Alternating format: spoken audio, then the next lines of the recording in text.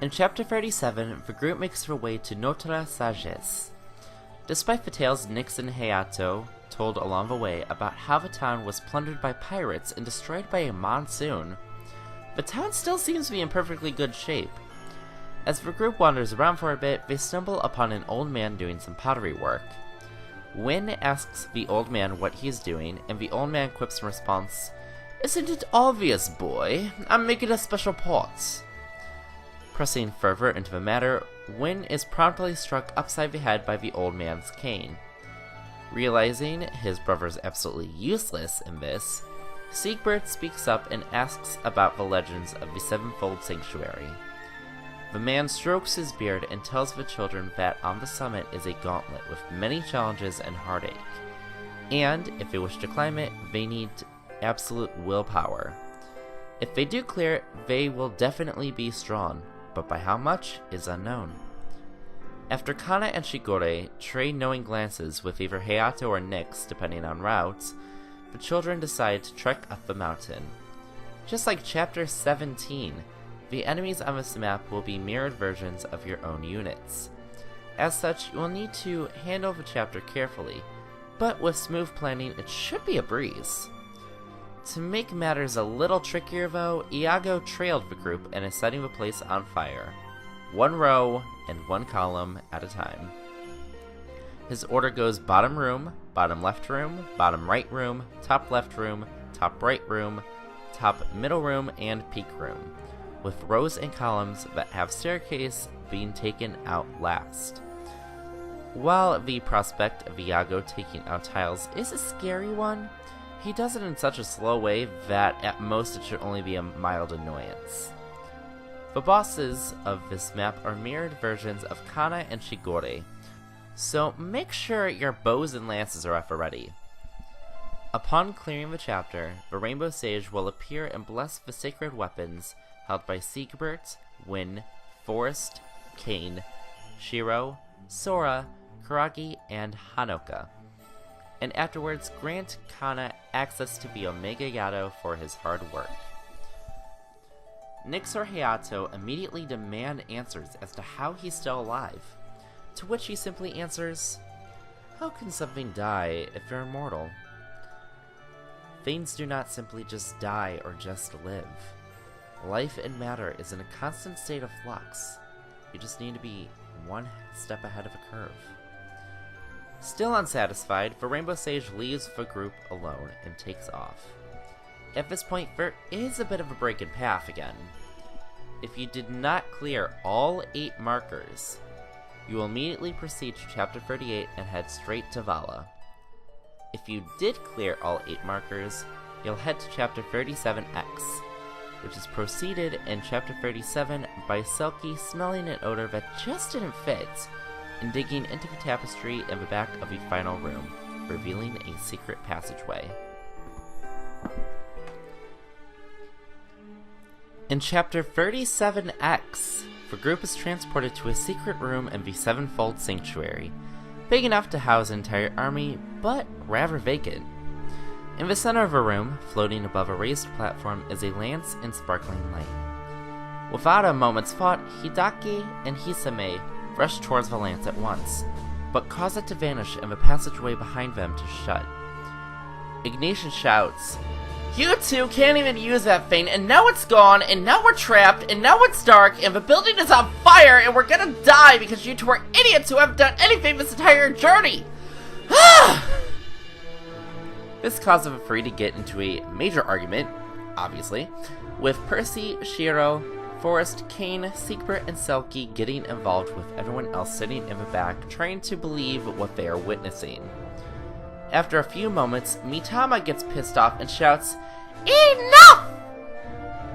You know how hard it is for a girl to nap when her idiot friends are shouting because of an easily fixable problem? Ophelia, please light the room." Ophelia then creates a ball of fire with the help of her tome, only to realize they were not alone. In the room was a bunch of faceless, about 50 in total. The battle then starts, with the objective being rout the enemy. This chapter is a fog of war chapter, with no way to illuminate the area past what you can see. On the bright side, get it, bright side when there's no torch mechanic, the area is rather open, with stalagmites shooting up all over the place, but these are easily breakable. This chapter has its own little marker for a different special chapter. Should you get Shigure to the podium and have him interact with it, the lance will return. This lance is called Piacere, stylized in the form of an eighth note and a shimmering blue in color. This lance grants Shigure +3 in all of his stats and has a built-in rally spectrum effect built into it, as well as being able to do 3/4 damage to enemies with dragon skin instead of 1/2. This lance also has the same might as the Omega Yato, clocking in at 16 might. By the lance will be a note from Azora, reading, "Dear Rainbow Sage, please keep this safe. If my son needs it, he'll know where to go. It may not be your craft, but it is Moro's. And even though you fought with him, I know you'd keep it safe. Shigure, if you're reading this instead, protect your friends. Both Kadros and I are counting on you." If you can get Shigure to this podium within 8 turns, you'll unlock a chapter later in the game. Once the faceless are gone, the lights come back on and a tapestry in the back room blows open, revealing a portal that takes them to the same area they would have reached while traveling on foot. In Chapter 38, despite whether or not you played Chapter 37X, the group will find themselves at first on a very tiny floating island. After waiting for things to float around and perspective to change, the group makes its way onto Vala's mainland, right outside the forest they were in Chapter 31. Forest and Win speculate that they'll need to make their way to the castle like they did in Hoshido and Nora in order to find Anankos, and thus begin walking towards there. Hisame, being the bored little entitled turd that he is, decides to split from the group and explore the environment. Not even 30 seconds later, Hisame is screaming and terrified, having stumbled upon the new giant Lloyd just waking up. Out of panic, Hisame takes a sword and sticks it into Lloyd's hand, which clearly pisses Lloyd off and sends him into a rampage. Lloyd is beyond comprehension at this point, only having grunts and growls left, a far cry from the sweet person he once was. Tsukiko and Kane try to subdue him, but it's of no use.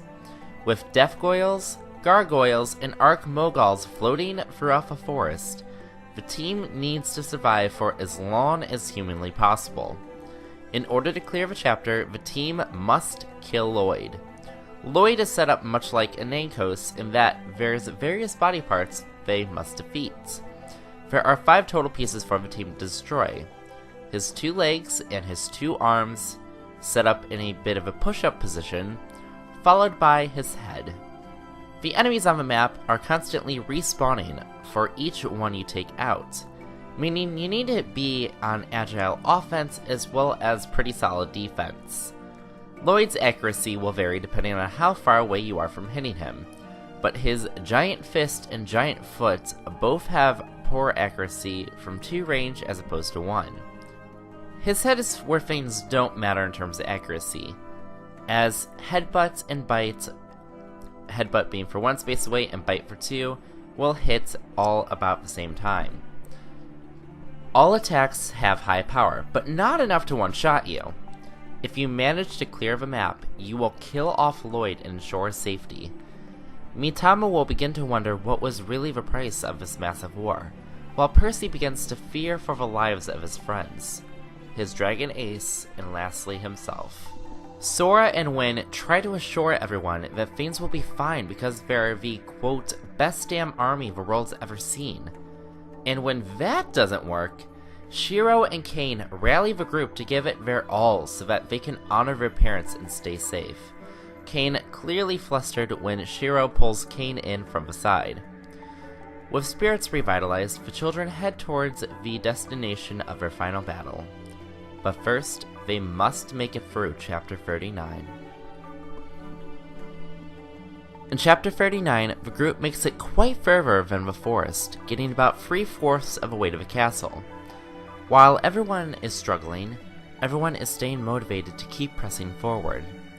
As for walking, Midori, who yes, has been here the whole time, suddenly stops the group to look for the herbs, causing Sophie and Dwyer to almost fall over the edge of the floating island they're on. Midori notes that the herb doesn't feel natural whatsoever, almost like sand.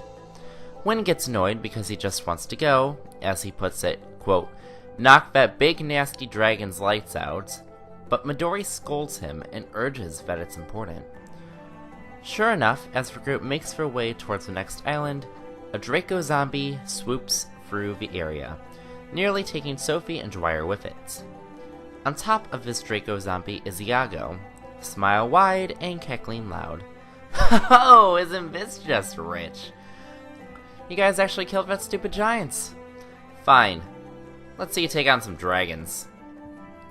I'd love to stay in chat, but I have your deaths to prepare for, you traitors of fate. Iago sneers as he teleports away, leaving the group with a giant Draco zombie to take down alongside a bunch of Death Goyles and Archmogols.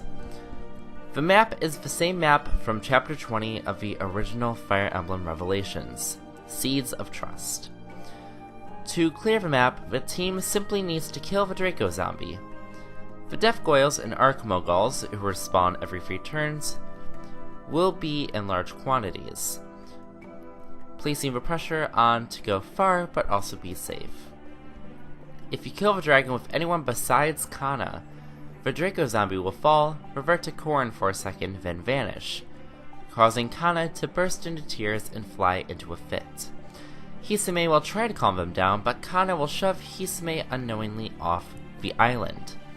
Sora will swoop down and catch Hisame at the last second, and after realization that they almost killed a friend, Kana starts to relax, getting really apologetic, and starts to focus on the task at hand.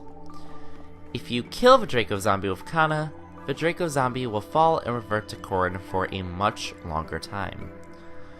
Kana will still be bawling, but Corrin will pull them in for a hug and utter the following words. Look, Kana, I'm gone. I'm here, but I'm gone. And I truly apologize for leaving you when I did. At the same time, you need to capitalize on what I did. In that moment, to keep you and your siblings safe, I had to sacrifice myself. Would I have liked to? No. If I could have, I would have run. But no man is perfect. Sometimes you're too gullible, too love-struck, too weak. But you can also be too distrusting, too hardened, too isolated. I think you found that perfect balance, and that's all you need in this life to succeed. Be strong and bring the justice this world deserves.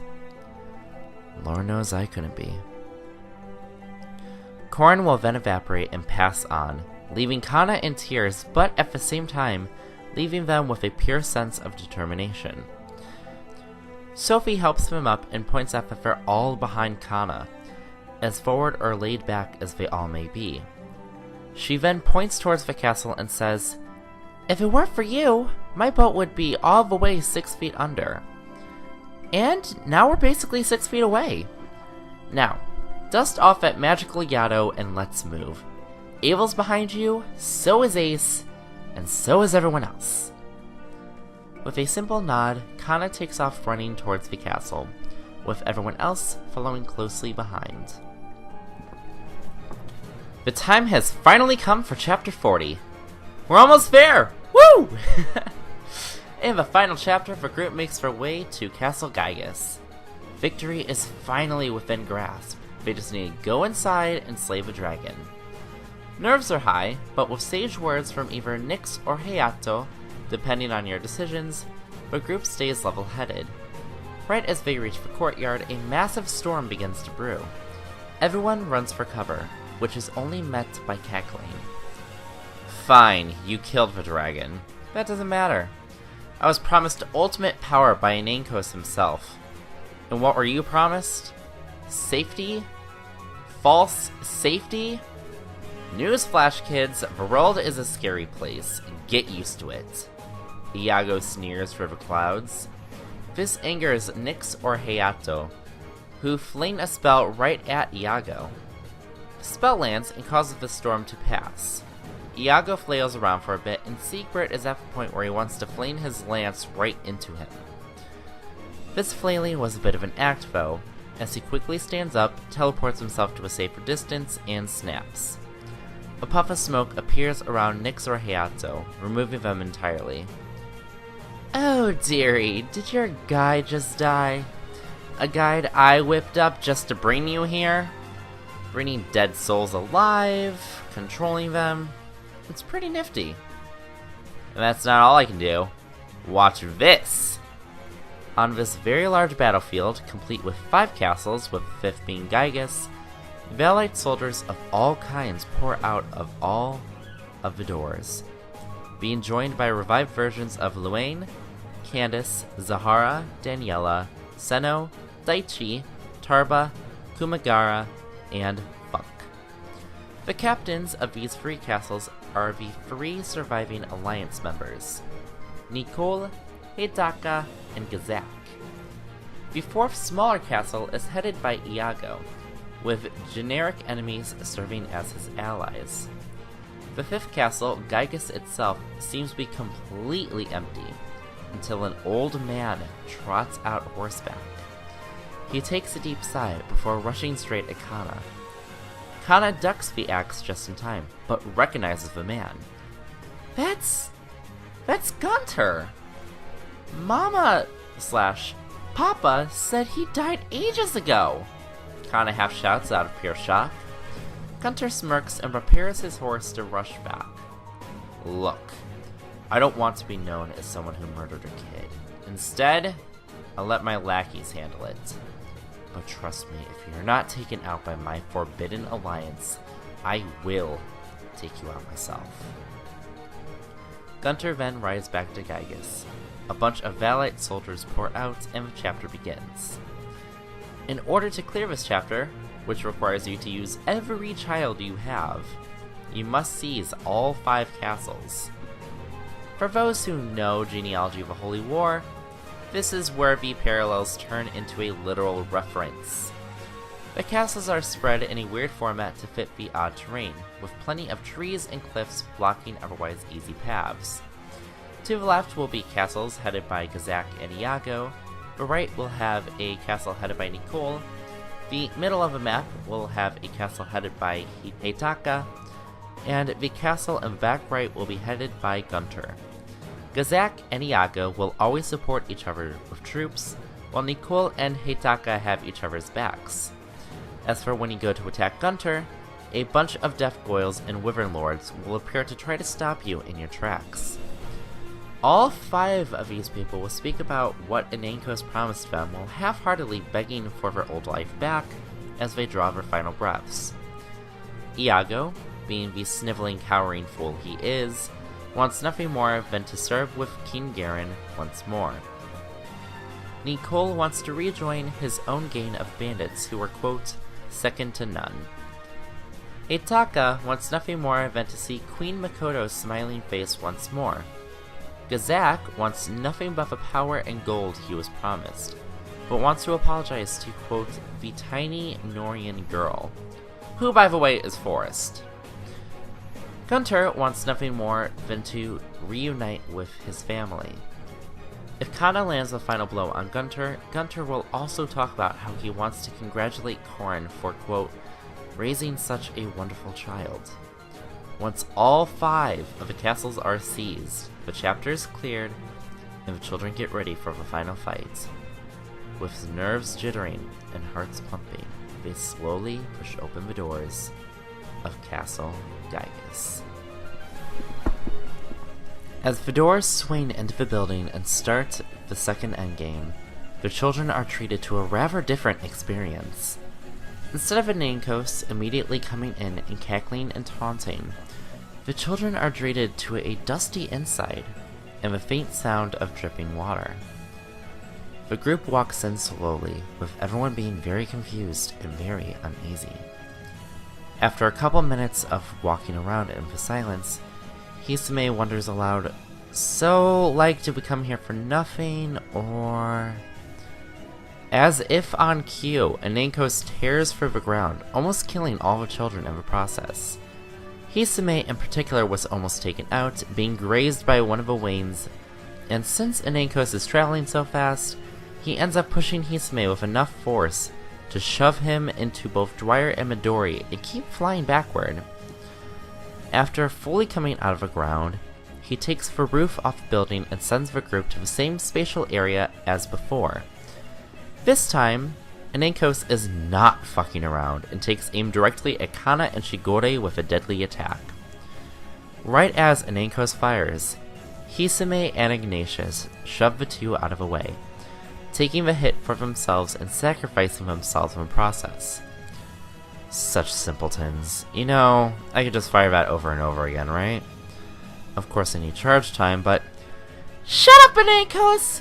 You killed our families!" Sophie shouts as Anankos was trying to be coy. It seems the little writer is upset that I killed her father.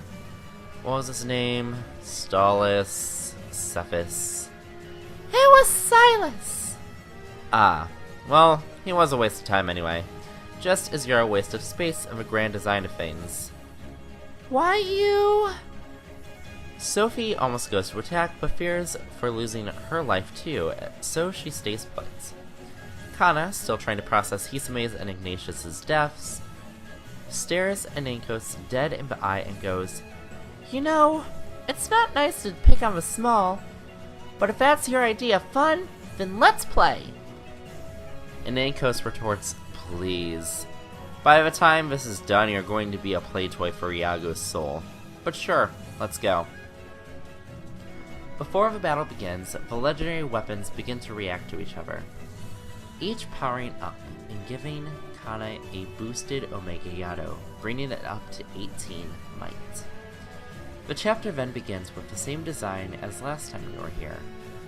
To reiterate, from all of that time ago, you're only able to bring the 10 royal characters with you to the endgame, which in this case consists of Shiro, Sora, Kuragi, Hanoka, Kana, Shigure, Siegbert, Win, Forest, and Kane.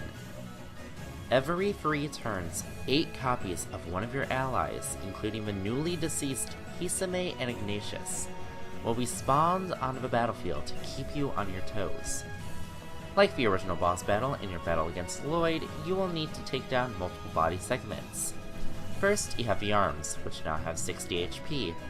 Following that is the head, which now has 80 HP. Finally, there's the eye, with 100 HP.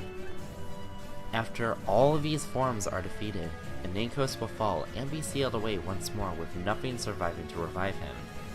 The children will go home, celebrate, destroy Castle Gygas, and lead over their people with newfound strength and courage to do anything they set their mind to. The credits will then play along with the end stories, and a final cutscene where Kana finishes writing in his notebook, walks out to Azora's Lake, then tosses a couple stones before Shigure joins him, sharing sentiments that things haven't gone as they've planned, but they know that they've made their parents and future children proud. Or, at least that would be what happens if that was the true ending of the game. Do you remember Chapter 37X and how I had a little marker for a later chapter? Well, ladies and gentlemen, for the first time in forever, welcome to the secret endgame!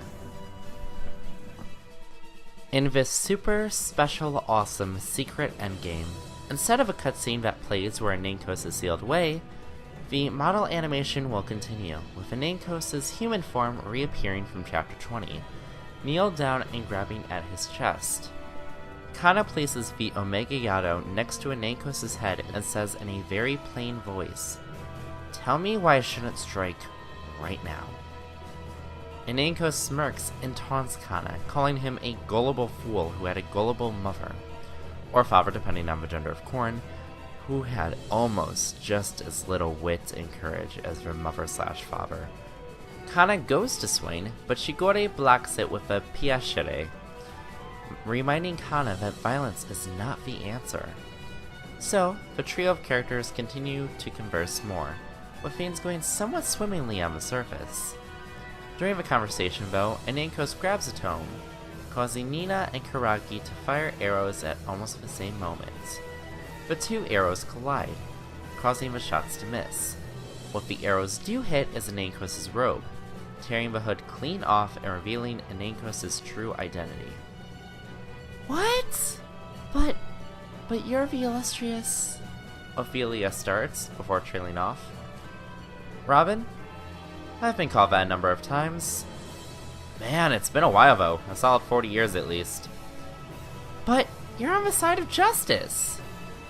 Why are you attacking us? Why did you kill our parents? Percy shouts, demanding answers. Settle down, children, Robin retorts. First off, I'm not your Robin. The Robin you're thinking of is from your timeline, where on a different continent, Robin joined the Shepherds and slayed Grima. But me, well, that Robin no longer exists. You're lucky you caught me when I'm feeling slightly calm. In my timeline, I joined Grima and took over as the new power. I slaughtered Crom, Lissa, and his whole posse. Man, their souls tasted good. That brat Lucina tried stopping me, and I almost got her too. That stupid Naga goddess banished me here, to this very space mountain we're on now. But we're on a singular slab? Mitama questions. Are we though? Robin snaps and the ground shifts to a mountain layout, with much more space between them, but able to hear all the same. For a while, I was bitter.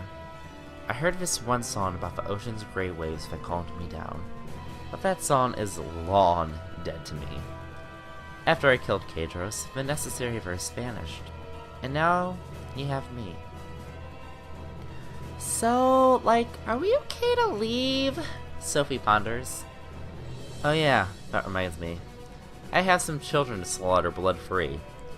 Robin snaps again, and this time a whole lot more evaporation happens. In an instant, Dwyer, Sophie, Midori, Hidaki, Selkie, Mitama, Hotaru, Tsukiko, Valoria, Percy, Ophelia, Soleil, and Nina all evaporate, their screams filling the air before being gone forever. Except, of course, it's the endgame. It's not gonna get saved, so shh. Shiro takes a strong hold of the Raijinto, screaming, "Why would you do that?" Robin giggles and responds, "Way too many accessories. Also, you might want to calm down on that sword, buddy. It's the only reason why you're alive. I was able to weaken it a little bit with your father, but now I can't harm it in this stupid form. Besides, you wouldn't want to act like that in front of your family, would you?" Robin snaps a third time, and a bunch of reanimated bodies appear. These reanimated bodies are the adults of Arc 1, complete with their weapons and levels.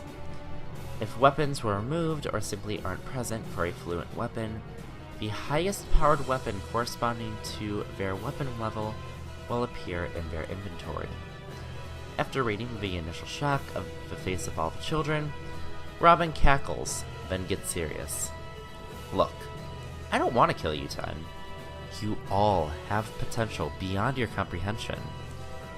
So, I offer this. Join me as the new Forbidden Alliance, and I'll make all your wildest dreams come true. What do you say? Siegbert and Wynne, being the idiots they are, seem completely in at first as the children discuss, but Shiro and Kane bring up a very valid point in that these same kind of promises were made to Iago, to Gunter, to Luane and Lloyd, and the rest of the original alliance. They slowly lost their minds for supposed power, but it was all for naught. Kane explains. Forrest ponders whether or not they should fake acceptance, an idea that Sora and Hanoka shoot down right away. Giving in to him would mean losing our weapons, Azar, Hanoka explains, and the group nods in unison. We just need to kill zombie forms of our parents and our friends, then kill them. We can do that, right? Shigure asks in a rally cry sort of appeal, and the group nods. With a glowing piacere, Shigure shouts, "Listen up, you filth from another world! You may have gotten rid of my friends, but we will not bow down to you no matter how great your performance is. Prepare for an encore, everyone!" Robin shrugs in response. You know, I thought it was a decent actor. Tried to be human and everything. Looks like I just need a couple more classes with Mr. Psychowitz. For the record, Kana, I enjoyed every last bite of my old friends and your mother/father. I'm ready for dessert. Right after this line, the piacere lights up, becoming the beta piacere, which takes the shape of a treble clef. While the stats stay mostly the same, aside from boosting the +3 to a +4 for all the stats, the beta piacere comes with a built-in encore mechanic. If any nearby ally has used return already and is standing right next to Shigure when he attacks using this weapon, the nearby ally or allies will be able to move again. If you remember back to Genealogy of the Holy War, there is a dancer by the name of Sylvia. It basically works like that. The endgame then begins, with the goal being to kill Robin. The chapter itself has a sloping mountainside effect, meaning there's no real way to avoid enemies. The enemies are clustered in groups of 6 on the mountain in reverse order of how you recruited them during Arc 1, meaning characters such as Mozu and Shora will be encountered first. Once you reach the top, you'll notice that Robin has an unknown amount of HP. This HP total is 160, and he has Dragon Skin to boot. This time, Robin is in his signature Grand Master class, meaning he's able to use both swords and magic like a Dark Knight. In Robin's inventory is the Levin Sword, Thoron, Dragon Spirit, Excalibur, and Nosferatu. This Robin has Shadow Gift to necessitate Nosferatu. All 10 children will share unique pieces of dialogue with their respective parents, each highlighting the strengths and bravery of each child. Once the children reach the top of the mountain, they'll fight against Robin, who again cackles at how gullible these children are and toys at how he was 3 steps ahead from the get-go. Once the player gets within 5 spaces of him, Robin will summon reanimated versions of Corrin, Azora, Xander, Camilla, Leo, Elise, Ryoma, Hinoka, Takumi, and Sakura. Enough to where every turn they will start with all 10 clones on the field as to distract the player. Once the player is able to cut down Robin, he utters a small "thank you for releasing me" before fading away. With that, the game truly ends, with the 10 royal children returning to their respective kingdoms in a very solemn state. Siegbert takes over as the King of Nor, Shiro as the King of Hoshido, and Shigure as the King of Vala. In their respective kingdoms, they all utter the following words at their coronations. No matter how separated we stand, we will all be together, always. No matter what the odds are, all 10 of us will not fall to any danger that faces us. This is my pledge to you, my brethren. And should we fall, let it be with honor. The credits then roll, endgames included. The game then properly ends, with the 2 pendants from earlier falling onto a free orchid, revealing the symbol for the Grimwheel.